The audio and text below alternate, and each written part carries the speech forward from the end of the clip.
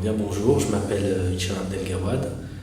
Je suis diplômé en sciences des religions et doctorant en sciences des religions.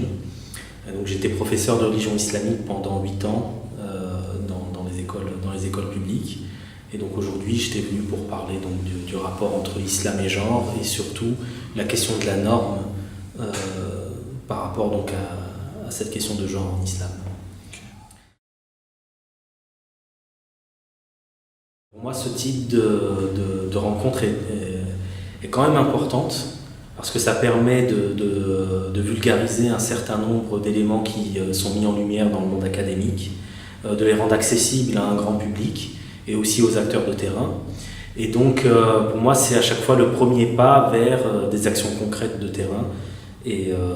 donc, moi, j'encourage à ce qu'il y ait un peu plus de ce genre de rencontres entre des acteurs de terrain, des académiques, d'un côté comme de l'autre d'ailleurs, que ce soit des académiques qui aillent à la rencontre des acteurs de terrain, mais aussi des acteurs de terrain qui aillent à la rencontre des académiques. Oui, donc sur la question du rapport entre genre et islam, bon, c'est un secret pour personne que c'est une question qui suscite beaucoup d'émotions, parce qu'il y a des questions comme par exemple la question de l'adultère, enfin de la lapidation, la question du port du voile, la question des relations sexuelles, notamment des relations sexuelles hors mariage, etc. Je pense que ce qui est essentiel, et ce que j'essaie de montrer ici, c'est que tout ce qui va concerner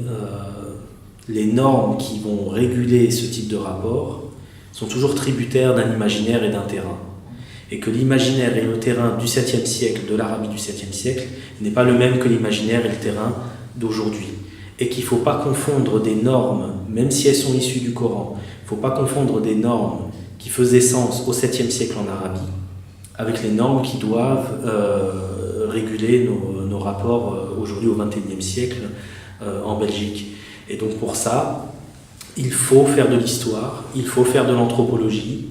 essayer de faire comprendre à un maximum de personnes que le Coran, ça n'est pas juste un texte religieux, c'est aussi un témoignage sur l'être humain,